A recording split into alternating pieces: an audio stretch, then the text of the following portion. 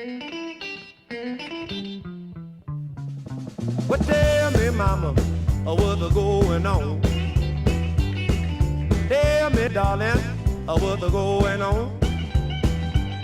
I'm going back. Welcome back, everybody.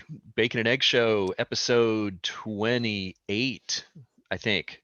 Yeah, 28. Sounds right. Yeah, November 7th, 2020. Had a little hiatus there, some little things to take care of over the last couple weeks. Yeah. But we're back. We are back. We can confirm that we're back. We are back. And Definitely. let's just carry on with that note there into we have a lot of football to talk about today, a lot of Texas Yes. Longhorn football specifically. We haven't had a chance to discuss the latest big win in Tom Herman's tenure at the University of Texas. Jay, is Texas back this week after a win over the number 6 ranked Oklahoma State Cowboys? Is Texas back?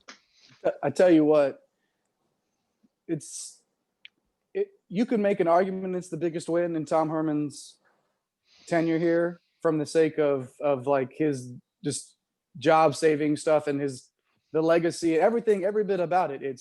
You could argue it, and it's top 2 or 3 anyways, and it still just feels flat. It definitely feels like we are not back, Kerry. And I know we're gonna dive into that a ton, but it's a great win. It really is a great win to go into Stillwater against the top 5, almost a top 5 team, top 6 team in the country, against that type of offense, against a running back that before the season I thought would be in the running for the Heisman Trophy. Yeah. And to shut him down, it was a big win. It feels kind of flat to me still in terms of the trajectory of this program. Yeah. There's some little things from the Oklahoma State game that you can pick out and point at and say like this is really exciting. These are things to really kind of hang your hat on going forward. Like shutting down Chuba Hubbard's one of those things. I don't even want to call it like the emergence of Joseph Osai, because everybody knew about him. Like he's just now really taking charge and doing what everybody thought he could do.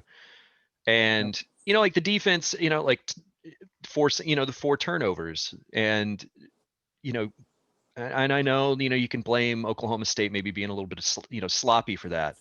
But the Texas defense forced them into those mistakes. So I think you have to give the defense credit there.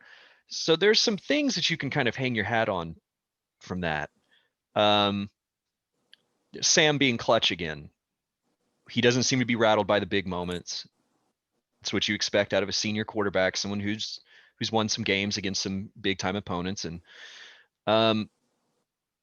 but yeah, even with all that said, like you hit it right on the head. Like it still feels flat. There's something. It was a really bizarre game. I know we talked about this as the game unfolded the week after the game. What were some things that made it feel flat, weird for you? I know for me, it was, we talk about those turnovers, like the offense for me just didn't feel it kind of, it's kind of turning into a trend now, right? Like it's not as explosive. There's not cohesion. We talk about the rotations with positions. What was it for you that made this thing feel kind of not like a win against the top 6 team in the country on the road? I think on the offensive side of the ball, for me, it was the offensive line play. It's such a big concern for me, the development or lack thereof development along that line. And cohesion, I think, is a great word that you used a little bit ago in terms of that line really coming together and being the system that we knew that. In our preview show, we talked about the fact that this line, there's a wide range for results for where this offensive line could end up this season. It could end up as one of the better offensive lines in the country, we thought, but we also thought it could be playing pretty close to how it's been playing lately. It's definitely on the lower end of that scale for me, and it's concerning. You look at an Angelau who, at times makes the plays, and in a run blocking sense, has an easier time getting to a man. But the inconsistencies in his pass blocking, he just looks lost sometimes on screen passes. I just see him blocking air. He's somebody to me that really stands out as somebody that hasn't come along as much as I would have liked him to, and that's really hurting the offensive line. Kerstetter, who's your captain, one of your captains on this team, who had a cleaner game this week, but has all season long continued to not be that sort of what you expect out of somebody that we thought could have been an all Big 12 center this year. That to me, on the offensive side of the ball, those are the things that just all in the center of the offensive line. On the defensive side of the ball, the secondary, this was supposed to be, these recruits were, when a lot of these guys were brought in, these are some of the higher ranked, more heralded secondary recruits in the country. And we're seeing Chris Brown, who, although I don't like his flexing every time somebody trips on the grass next to him, he has been playing very well and has been very, very effective in the secondary. Outside of him, in terms of, when we're talking about defensive backs on the outside, cornerbacks, they can't guard anybody in man coverage. There seems to be an absolute lack of ability to guard people in man coverage, which forces them to play zone. And then Oklahoma State, when Texas was in a zone, the space between the wide receivers and the defenders, Spencer Sanders could do anything he wanted to on most downs when they were running zone. So it's the offensive line and the secondary, really, for me, are things that just stand out, that are really stopping this team from. There's a lot more problems than that, but to me, those are the things that stand out the most from allowing this team to take a real step forward. You mentioned something that that I think was really, really key too, that caught my attention during the game, and it's that the penalty issues have reared their ugly head again. I know it was like, oh, well, they had 2 really hard weeks of practice going into the Baylor game. They played a really clean game against Baylor. And then it was kind of like, oh, well, these problems must be fixed, I think was kind of the tone from Herman about like, yeah, 2 hard weeks of practice. We played a clean game. The problems are fixed. They came back against Oklahoma State. And I think that's another one of those things where it was really just such a bizarre game. You get to the end of it and it's like, you take a breath after overtime. And it's like, well, Texas won this game, but the penalty problems were still there.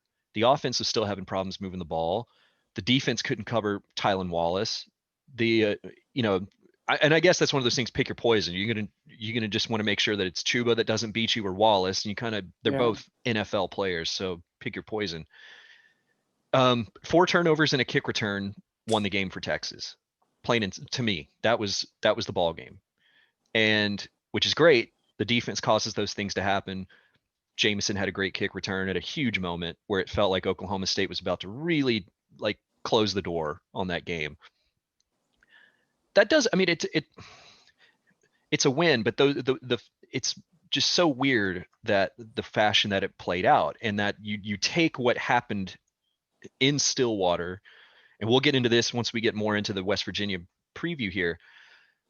Texas, against a lot of other opponents, cannot depend on 4 turnovers and a kick return to beat them. If they continue having the issues moving the ball, if they continue having the penalty issues, if the secondary coverage continues to be, as poor as it has been, they can't get away with that against. I don't think they can against West Virginia. I don't think they can against Iowa State, and it's going to make it hard against Kansas State. Kansas, you can probably be sloppy and still out talent them and come out of there with a win. You would think, but that's kind of where coming out of that Oklahoma State is kind of how I felt. Like, great, it's a win. It's a win on the road against a really good opponent. It wasn't winning football. Yep. Right. Like, as weird as that sounds, that's just kind of the vibe I had coming out of that game. Well, no, but the point is like, they did the things they needed to do to win. I want to give Tom Herman credit because, the game plan was obviously to stop Chuba Hubbard. And they did it. They shut him down. Yeah, they did. all of Chuba Hubbard's biggest plays were in the passing game, it seemed. On the ground, they stopped him cold, and they did a good job of it. So you just pick your poison, right? That was the game plan, it seems to be, and they got out of it with a win. Okay, so let's make sure that we take the time to acknowledge Yeah. that Herman had a game plan. They forced 4 turnovers. They didn't turn the ball over either, which is, Texas. That's how Texas has to win football games. It really they could, everything else, it seems, if they're not turning the ball over, they have a really good chance to win the game. Period. And it just seemed like a key turnover there, a key turnover here, a fumble on the goal line, an interception late that sealed the deal. If Texas is not turning the ball over, they have a much better chance to win. And I know that's sort of, well, yeah, it makes sense, but that's the key for them, because they stall so many times on offense. They can't afford to give the ball away any more than just these 3 and outs that I'm watching, and it's predictable football. It's line up and run in a run heavy formation and run to the left, and then it's second down. You come, it's 2nd and 9. Okay, I have 4 receivers and a running back. I'm gonna run a little 3-yard hitch, or I'm gonna run a quick out, or I'm gonna try to get a post over the middle. Best case scenario, it's 3rd and 3.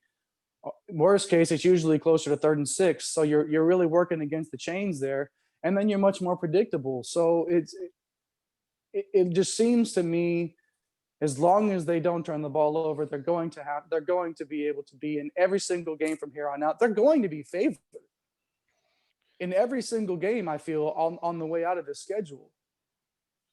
And that, to me, and again, we've talked about this before. Tom Herman is an underdog coach right now. This is who he is. When we were talking offline before the lead up to this game, we were talking, me, you, and Randy Rodeo, and we were talking about the fact that, Randy made a question about, like, who is this, who is Tom Herman? Who is this guy right now? And I said, he's the underdog. He is an underdog. This is who he is. So Texas being favored and for the rest of the schedule, that shouldn't really necessarily excite Texas fans. No, because that's not the coach he is. He's not a coach from the favorite position kind of guy. It's just, it doesn't seem to be how he rallies his troops, and he doesn't seem to game plan well as a favorite. So there's a lot going into this West Virginia. There's a lot riding on this West Virginia game. There's, obviously there's still some things that can happen that would allow Texas to make the Big 12 championship game. The Big 12 won't be in the playoff this year. no, It's not going to happen, but Texas can still play in a Big 12 championship game. If they win their games and take care of their business, it can still happen. So there's a lot riding on this West Virginia game in that regard, but also I think in terms of the way that people are looking at Tom Herman, and the feel that he has, like the grip that he has right now on this job. It's going to tell a big story on Saturday. yeah. Let's get into wait, today. today. What day is Yeah, it? What day let's is it, Kerry? Where are we? what planet are we on? Jeez. Yeah, let's get into the West Virginia game. Let's dive right in. Texas is, the last I saw, is a 6.5 point favorite, Which has gone down from most opening lines. I don't really particularly care for that line. This seems like one of those ones where this is a Texas is back line, and I don't like it.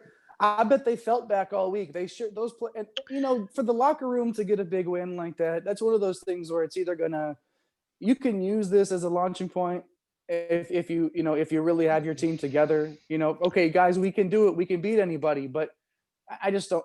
Anyways, I didn't mean to interrupt you there. That's actually that's a great point in that when you kind of put this in a linear fashion here, and you've got the team that has been so sloppy, they went into a 2-week bye, then they play Baylor. They clean up the penalty issues. They have a real workman type win against Baylor.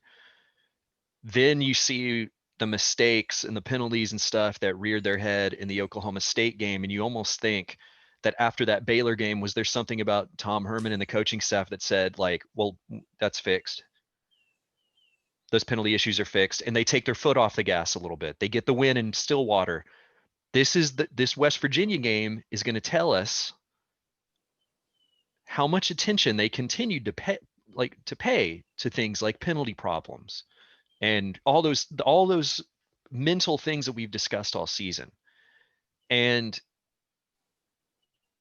this, to me, before going into making a pick on the game, this is the class, we talk about like how last week was kind of like the classic Tom Herman rally the troops. You're playing a highly ranked opponent in their house and they go in there and pull out a win. And didn't surprise. I mean, I think we discussed this, Longhorn insider Mike Holland. We talked about this like leading up to the game. Like, would any of us be surprised if Texas went in there and won? No. Yeah, none of us were. Yeah, none of us were. Would any of us be surprised if West Virginia came into town today and beat Texas? No, absolutely. I wouldn't. Not. I wouldn't, because this is the classic. Yeah. Tom Herman's nearly a touchdown favorite. They've won 2 on the trot. Here they go. And this is, hey, we're feeling good about ourselves. Instead of focusing on penalties this week in practice, we've been trying to, work on a few new wrinkles and, kind of everybody's feeling good. And then this is a team in West Virginia with the defense that they have and the style that they play that is going to want to come into Austin, punch Texas right in the mouth from the get-go. And is Texas going to be sharp and ready to go? That's the biggest thing I'm going to be looking for. We'll know immediately. And judging by the history of us asking that question, I'm going to say that the answer is going to be no. That this is going to be a game that, to me, could get very ugly very fast if this offense doesn't put a couple of drives together. If we see Texas go out there and go 3 and out early, or not get points out of that first drive, even like they need to make a statement on that first drive.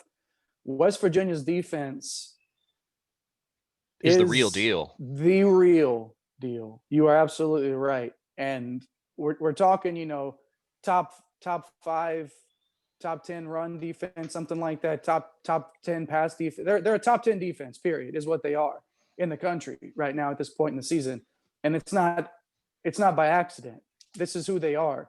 They are going to come today and punch these guys in the mouth. How is Texas going to respond?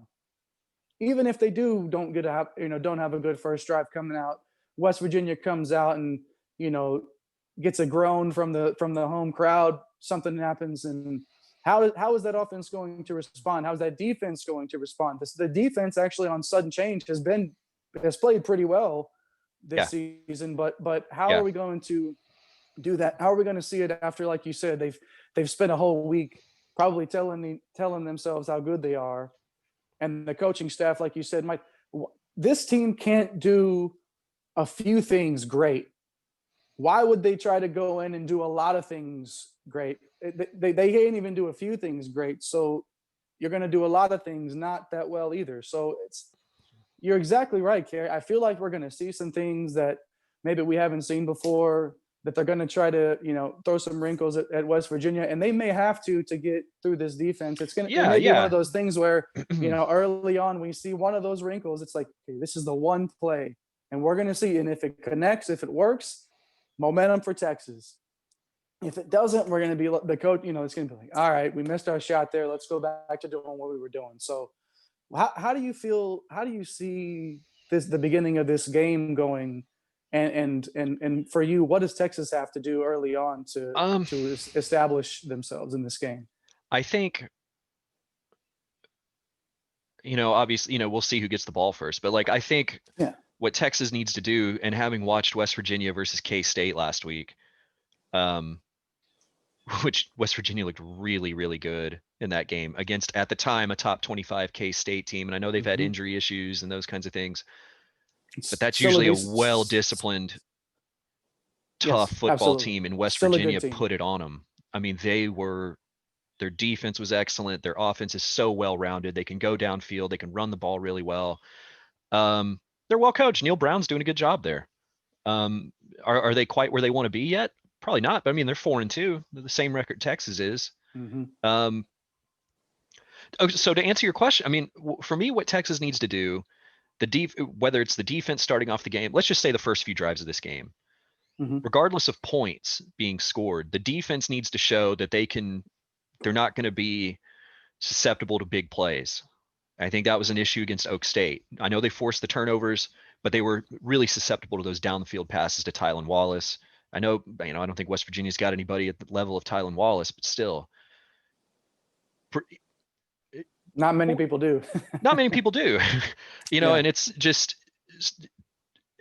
regardless of, whether they allow points or not, slow that offense down from the defensive side, make some plays, get a 3 and out here, just keep things under control. Don't look like they're, on roller skates and like look on the verge of breaking the entire time. That's the phrase right there that sticks in my mind. It's what they look like. They always look like they're on, and it doesn't matter if it's at times it's the linebackers, at times it's the defensive backs. At times the defensive line has played very, very well, but when the defensive line gets blocked and you need those that second and third level to step up, those are when these big gash plays are coming.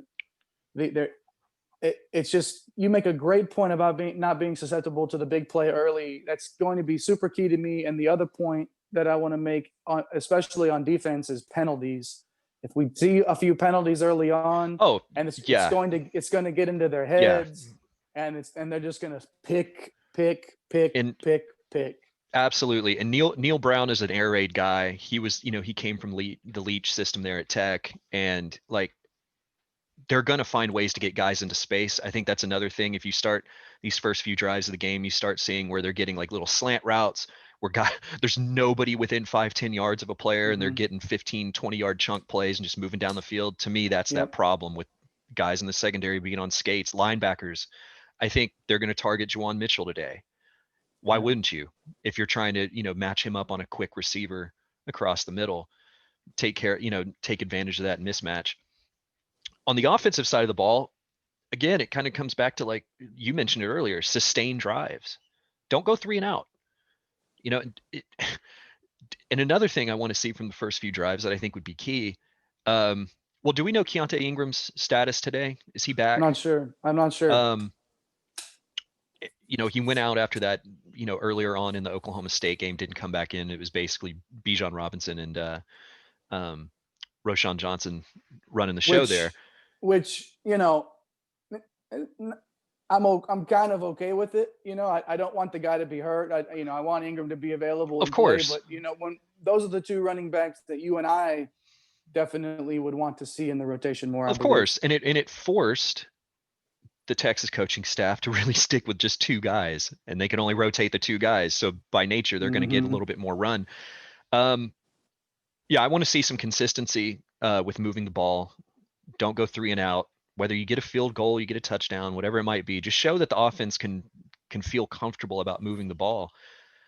I know this is going to be something that we're going to be complaining about the rest of this season, because it's not going away at this point.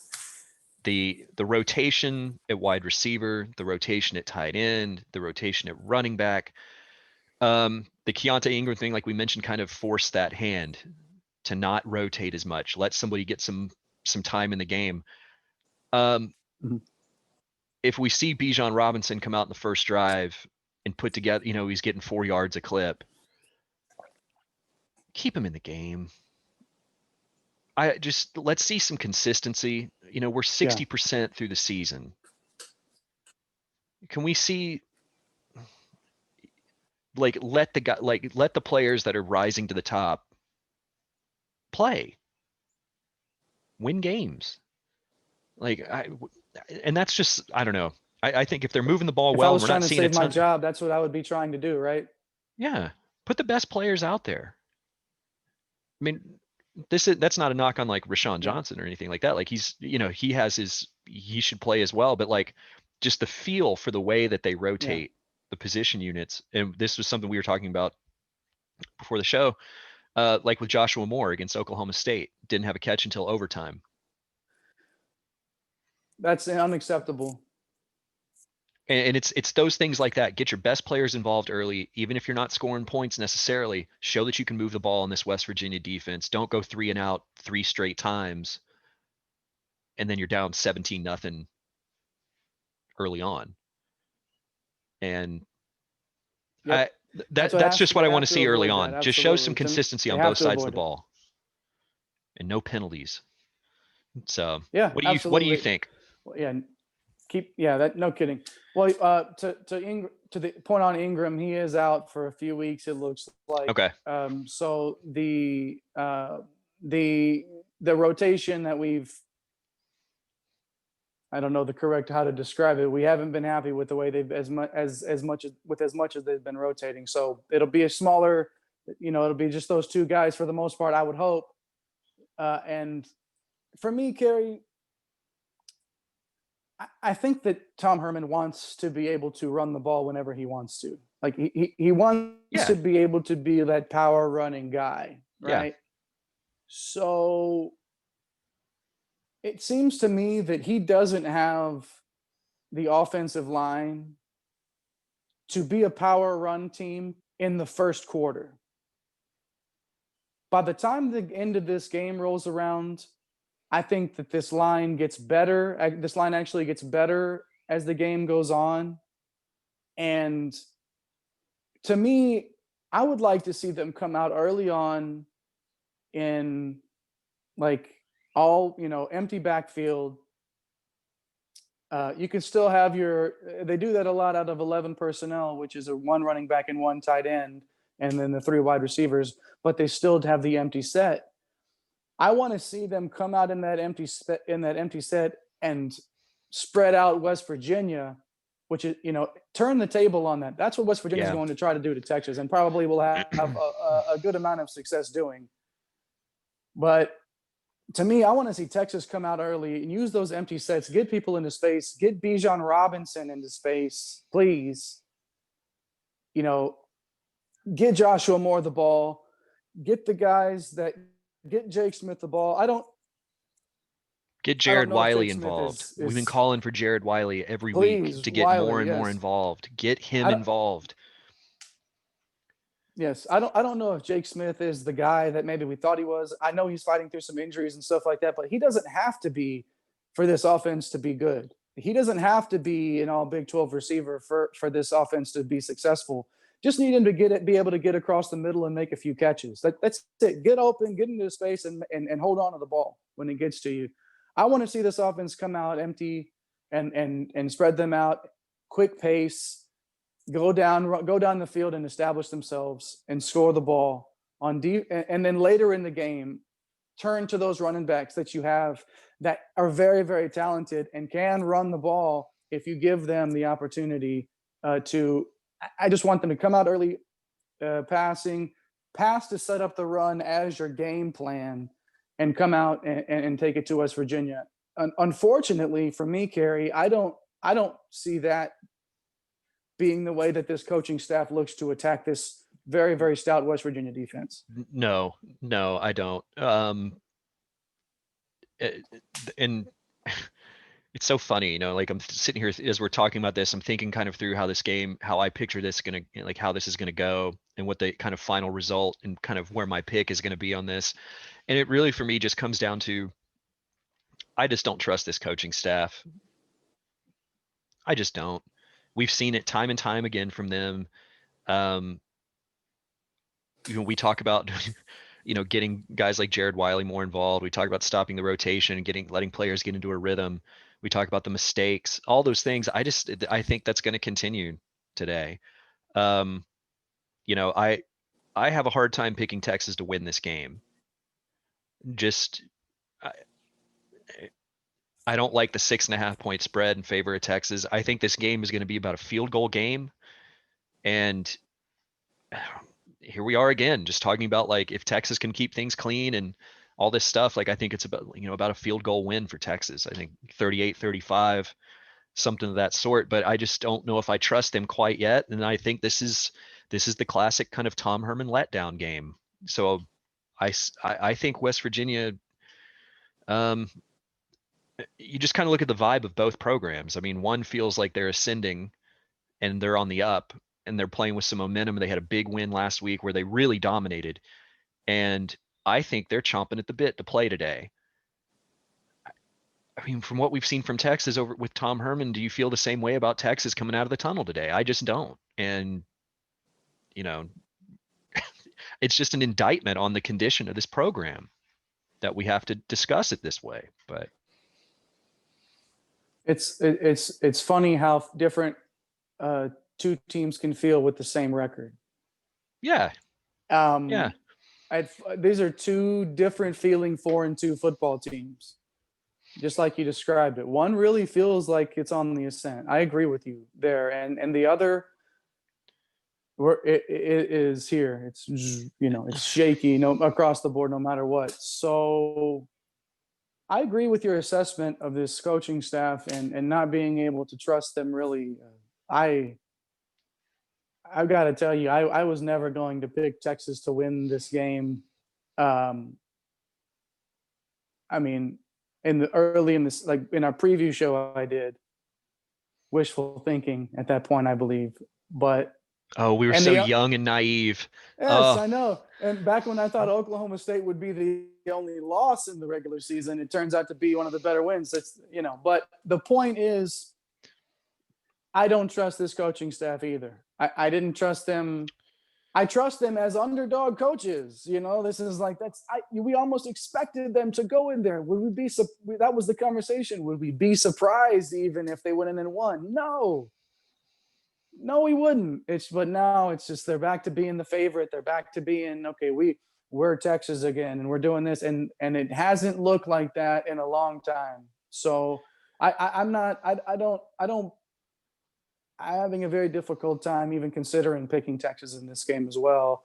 And I don't know that it's going to even be as close as a field goal. I mean, this may be a game where if Texas doesn't establish themselves early, this could be a big problem real fast for this football team. After I said something like 38-35, I started thinking about that and thinking about this West Virginia defense and going like, God, if they could score 35 to 38 points on that defense, that's really impressive. What's a number for you? Do you think like 24? I mean, what's a number that you think Texas kind of needs to get to where, they're in good shape? 27 points, 24? Like to you, what's a good day against this defense? For them to win, or for just what do I think that they need? Like, because I think against this defense. Yeah, it's in that 30 range to me, like that, the 28 to 31 point sort of range where you got you had 5 scoring drives on them. I mean, that's what it's going to take for Texas to win this game. If Texas wins, I feel it's going to be something like a 31 to 28 game. I think that field goal type of a difference describes what it would be if a Texas win. I'm just feeling that this West Virginia defense, even if Texas does score 28 points, because I think that they will be able to score a little bit, but I don't think Texas's defense, I think they're going to be spread out so thinly here because there's not a Chuba Hubbard to focus on and stop. And there's not a Chuba Hubbard that West Virginia has to feel like they need to get the ball to in order for their team to be successful. They're going to pass the ball at them all game. And then they'll run the ball a little bit up the middle. They'll pass to set up the run, and that's when their offense is great. That's what they're doing at its best. But there's not going to be any of this. All right, we're going to stop the run because they're going to come at you.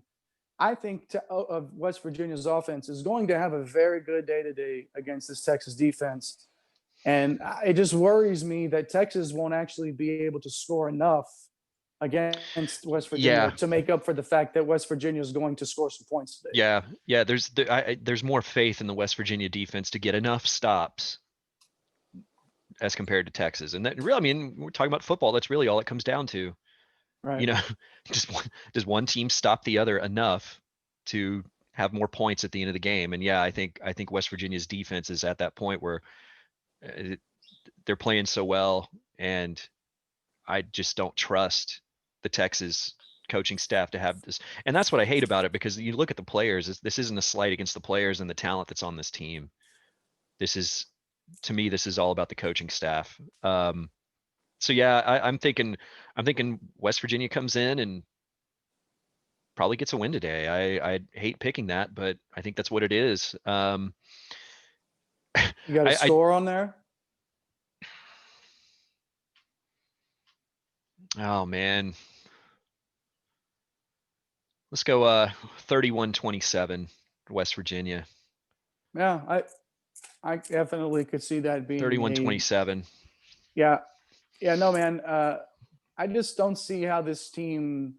I definitely trust the West Virginia defense more than the Texas defense in terms of coming up with a big stop. Yeah. Today, I think West Virginia, Texas usually regresses to the mean. Like if they don't turn the ball over, this game, they're gonna turn, like, some turnovers. I feel are coming. Whether it's Sam trying to put it into a tight spot, or one of these running backs, takes a big pop, or a receiver, like it's, it just, people, the position groups just take turns and who's turning the ball over this week. So I'm looking, it's more of I think it's going to be like a 38-28 West Virginia game. I agree about that amount of points that Texas will be able to score against this. I just think that they find a way to get another touchdown in there somewhere, another scoring drive that extends it even more. And this is going to be that game where we watch it and that eye test really comes back into play, because it's not like the Oklahoma State win was pretty. No. No. It's not like we watched any bit of that game and you were like, man, this Texas team really looks like the shit, man. They've turned it around. Wow. Yeah. You don't really, there was no moment like that. So I fully expect Texas to regress back to the mean here today, and West Virginia to get a fairly emphatic win on the road. Well, we'll see how it plays out. It's 11 a.m. kick. We know the horns are always up and ready for those. So we'll see what's happening there. But Jay, I had a couple notes on some recruiting things. I think we can get into it a little bit if you want, but I was thinking maybe we'll get Mike on here in the next week or two, or here before the end of the season, as we get closer to the first signing day. Maybe we can get into it a little bit more. I found this quote. Obviously the Quinn Ewers decommitment was big news that we hadn't discussed on this show yet, and we can really save that for what this means for the program when we have Mike back on. But so this quote from Billy Bowman, who was committed to Texas in this 2021 class, decommitted, and has since committed to OU. And he's from Denton, and he had a quote in their local paper there about his commitment to OU. And here's the quote. "I feel like Oklahoma checked every single one of my bullet points," Bowman said. "One of them was being able to play on one of the biggest stages in college football. I also wanted to be closer to home, be around coaches who know what they're doing, and be around a championship program. I feel like I made the right decision for me, my family, and my future." Ooh. Whoa. There's a lot to unpack there. So be on one of the biggest stages in college football. Okay, closer to home. Okay, sure. He's, DFW. Same distance to Austin, but that's fine. Be around coaches who know what they're doing. Ouch, man. And be around a championship program. Kerry, we've talked about this. This is the reason that the Brockermeyers didn't come here. This is why they were ahead of the game. They weren't fooled like a lot of us were coming into this season, thinking that, and then we said it, and me, you and Mike in the text we have, I said it, it's fool's gold, man. It was fool's gold, and it's easy to fall for at times. But it is what it is. And the Brockermeyers, with their future in mind, already said, guys, we've seen the way that this story ends. We know how this one goes. Like we're not going to waste anybody's time. We're going to go to Alabama. And it just seems like, because there are all those things that Bowman described Oklahoma as: a championship program, coaches that know what they're doing. You know, it just that's where you go. You're not thinking of Texas that way, because you watch the product and it's very obvious to see that the coaches don't necessarily check those boxes in Bowman's quote. Well, I bring this up in the context of our discussion about this Oklahoma State win and what's going to happen against West Virginia today, and kind of the direction of the program. And when people talk about, like, if Tom Herman can finish out strong this season, maybe play for a Big 12 championship, okay, all those things, does any of that change perception of this program to these recruits? I don't think it does. And when people talk about, like, is Tom Herman, like, another year of Tom Herman, or is this, does it have to be a situation where the season just craters in order for him to be let go? When these things are being, like, when this is the perception amongst the recruits, and not just in the 21 class, but now the exodus of commits from the 2022 class, this is bad, man. Like, this is not, I don't think this is salvageable for Tom Herman. Oh, no, it's not salvageable for Tom Herman, but I know one name that I could think of that could maybe come Bring in some of and, these guys in back into the fold pretty quickly, huh? that would perk up their ears. It would pique their interest, I believe. Tickle their guy, fancy a little bit. Yeah.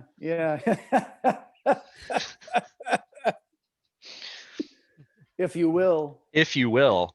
Yeah, a gentleman by the name of Urban Meyer. It's Kerry, this is not good. The optics of this program on the field are starting to bleed into the optics off the field. It's really, Herman had the momentum coming in. The Georgia win was exactly what he needed to, give him that next boost in terms of, okay, this was my first part of my tenure in Texas. Now we're going to get it rolling with the recruits. My guys are, starting to get here. But, you can put lipstick on a pig, but it's still a pig. The Georgia win was lipstick. Oklahoma State, that's a new coat of lipstick. But I think we still know the pig that is running the show over there. And until that changes, I don't see these recruits' mindsets changing at all. Like this, it's over. It's really over at this point. Yeah, I think Texas honestly needed to be undefeated and looking like the dominant team that we were expecting at this point in the season. And I think as soon as recruits saw, the fool's gold for what it was, there's no coming back to it as long as Tom Herman is the coach here. And this was the opportunity, replace the assistant coaches, everything that he was able to do this previous offseason to save his job, and it just hasn't worked. And we say that, they're a 4-2 team, they still have a chance to finish out strong, but then it's just the same thing all over again going into next season. It's the, like, well, trying to continue to turn that corner. And it's just, I think it's done. I think it's, these are bad quotes from, yeah, man. And these are players that when they commit to Texas say that they're lifelong Longhorn fans and it's their dream to go to Texas. And then now all of a sudden they're decommitting to go to places like Oklahoma and Ohio State and all those things. And yeah, so, we'll kind of see what happens today's game. But, obviously I think if you're watching this, you probably get the idea that we weren't all that enthralled by the Oklahoma State win and kind of the, perception the department wanted to put out about, like, how massive of a win this was and all these things is kind of like, eh. Which is interesting because I still don't think Chris Del Conte has congratulated the football team for this win. Really? Like the official accounts, that was a big deal. Is like he's made some tweets about some other programs, but I feel like and this volleyball had some big wins this week. volleyball had some huge wins this week. There are programs on this campus that are successful.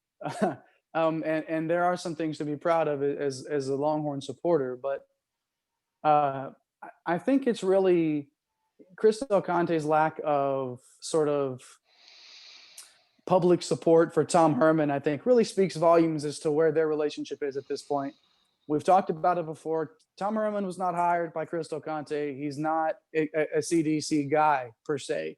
So, and he's constantly had to, CDC for everything that, for all of his faults, there are a lot of positive things that he brings to the table. And one of them is being able to, he can look a coach in the eye and say, hey man, you're not representing this university the way that you should be. You need to grow up.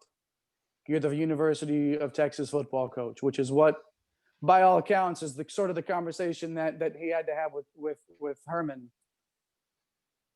He is not. I don't think he is in a place right now as athletic director to be making public like, "Hey, coach, way to go! Great win, coach."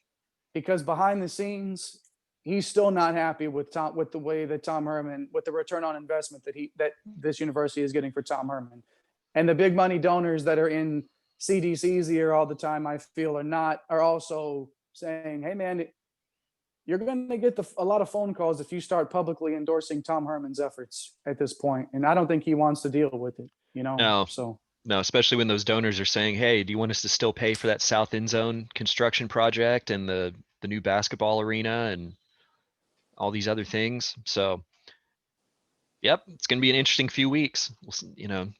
Should be an interesting day. We'll see how this 11 a.m. kick goes. Well, it may be an Pack a interesting lunch. morning. Yeah, well, that's the thing. Is like we may know a lot by noon, just in terms of what this football team looks like. Really, like this may be it may be over by morning, just in terms of us looking at the game and just being able to tell the type of result that's going to happen. So, man, I am anxious to watch. I want to see if this coaching staff can respond.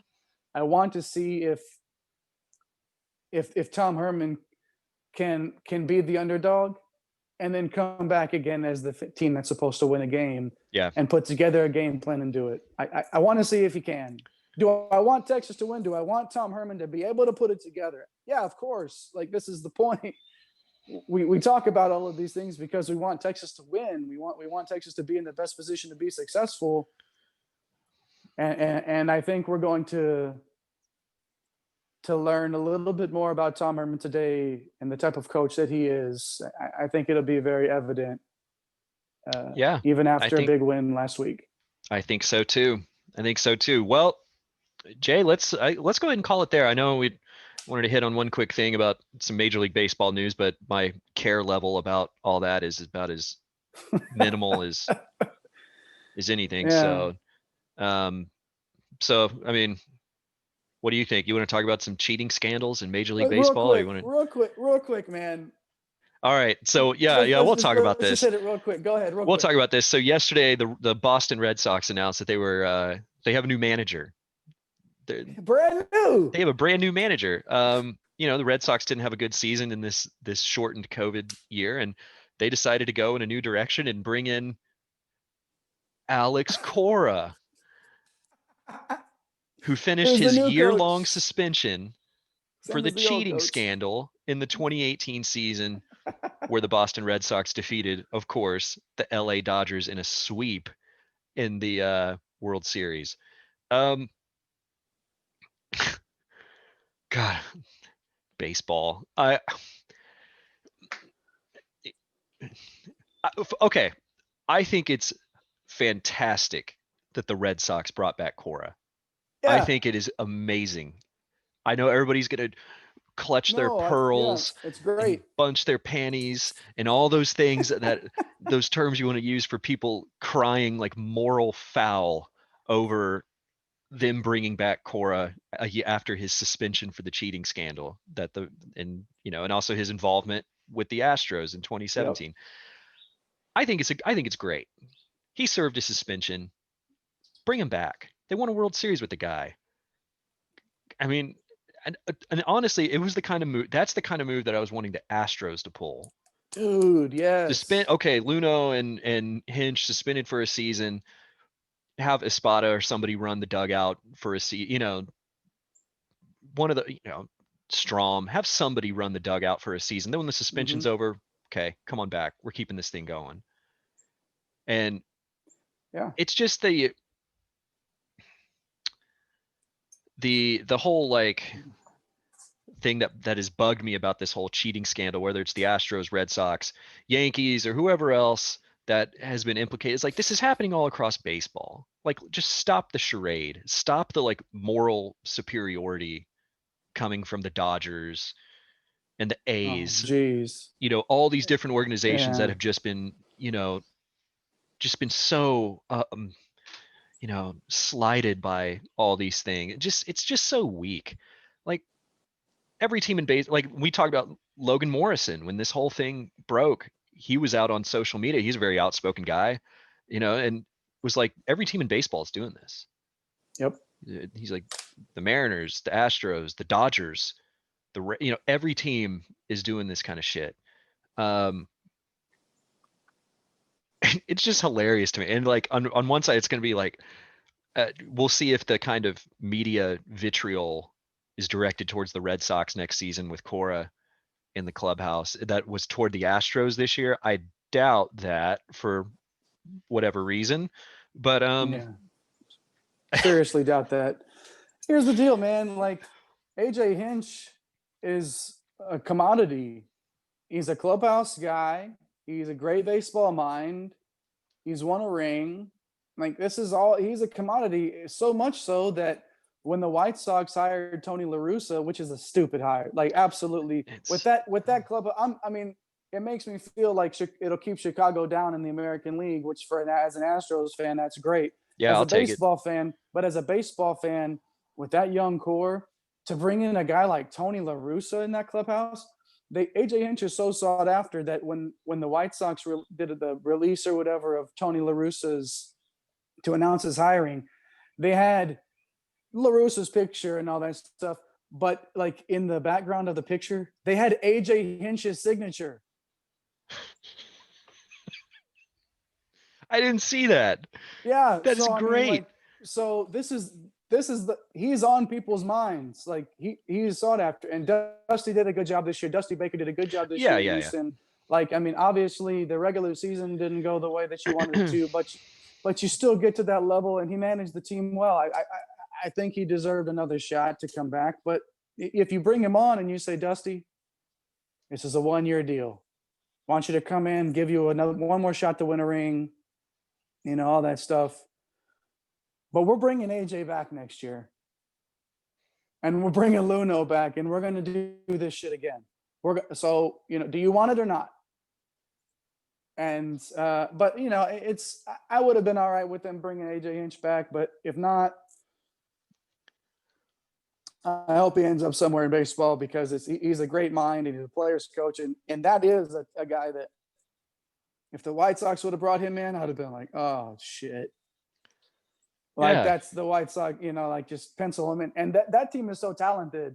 And not that La Russa's not a good manager, obviously. He's won World Series. Like, he's one of the greatest in terms of overall wins of all time. There's a point to be made there, but he's ancient. Like, yeah. Why are you bringing this guy into this clubhouse? He's the respect the game guy. That's the guy, and they keep asking. He was the don't kneel in front of the flag guy.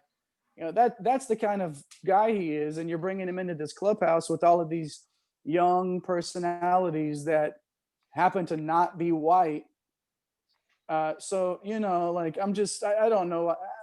I hope that I do want that team, because they're so fun to watch. There's so much young talent on the White Sox, but it's just it's fun to watch. It's fun to see this develop. Houston's going to be back next year. It doesn't matter who they lose. They're going to be a contender again next year over 162 game season. This pitching staff is going to be bolstered by these young arms. The offense will be fine. Like, this is going to be a team that's going to be around no matter who the manager is in Houston. So I'm glad Boston brought Cora back. Really, I think it's wonderful. I think it's a great move for them. It's smart. Who else? What better managers were available at this time? Nobody. You go get the best manager available, which was Alex Cora. And if you didn't want, and that's only if you didn't want Hinge. So I mean, that was a great move, and we'll see where they go with it. But I don't see that Yankees letter coming out anytime soon. Do you? I don't, that hasn't been released yet. I think there's talk about it maybe being in December or something that might eventually be released. And, Maybe, perhaps. I don't know. I'm curious to see if Dodger fans hold the same, like, protest and all those things outside of stadiums if they happen to get the Red Sox an interleague Yeah. play next season. And, I look forward to just the self-righteous, Listening to Bellinger cry about it in an interview before the series. I know, Like that poor guy. guy. Yeah, I mean, it's just a shame that he, like hit 212 this season or something like that. Just what a shame, It's just. Yeah, MLB did announce that they weren't going to, that there was no discipline coming down for Turner re-entering the field after the World Series with a positive COVID test and no mask and all those, all that stuff. So he's all clear there. So I'm happy for him. Big, What a jerk! Like, big moment for him. Glad for him. That's great. Let's wrap it up here. That is one of the biggest jerk moves. Like, slap in the face to the. I mean, the number of people that have died from this in this pandemic in this country. The number of people that have been affected by this. For you to go out there and think that you're bigger than that in that exact moment, I know you just won a World Series. I watched it. I know you've been building up to this point and that you've been a very vital part of this organization since you arrived there. Stay your ass in the clubhouse. Away. Go home. You tested positive. It was a part of the protocol that the Players Association agreed to. Follow the protocols. You resisted vehemently was the word that Major League Baseball used to describe the way that you rejected people telling you that you needed to leave. You vehemently denied their, what they said in terms of that you should leave. And it bothers me so much that he thought he was above everybody in that moment to go out there and not only endanger. It's just there's so many people. There's so many things wrong with that, man. It's just it was an asshole move in my. Jay, you're missing the point here. Mind. You're missing the point here. What's that? They didn't try to steal any signs or anything. Oh yes. They didn't try to steal any signs. Come on, man. Don't talk about the Dodgers like that. He wanted to hold the trophy, man. He wanted to go out there. He wanted to kiss his girl out there. Like Yeah. you're tested positive and you're making out with your girl in the middle. I mean, I whatever, dude. It's just look. It doesn't. Just because plenty of people had to say goodbye to Meemaw and Peepaw over FaceTime in a hospital because they couldn't get near him doesn't mean he wanted to hold the trophy. Okay. He? Some things are bigger than pandemics, right? Yeah. They've worked so hard and they were cheated so harshly by the Astros. Yeah. For these, the last 30 years that they really the world. Yeah. And put the whole, it's been the Dodgers against the world. Yeah. I know that scrappy, plucky group of upstarts just, come on. Yeah. Give them a break, man. Give them a break. Well, all right. I knew we would go down that road. And I know. I kind of wanted to just because I self-inflicted wounds, blah, blah, blah. But don't get my blood pressure up before, my blood's getting going before the Texas has even kicked off. So yeah, it's not even, we haven't even given them time to go 3 and out yet for us to get pissed off today. So I hadn't even seen my first jet sweep of the day. It's coming. Oh, it's coming, dude. Well, let's leave it there, man. Let's leave it there. Let's we'll get this going again next week. And thanks everybody for watching, and man, talk to y'all soon. Thanks for listening. Thanks everybody. See ya. ATX representing Fatal, baby.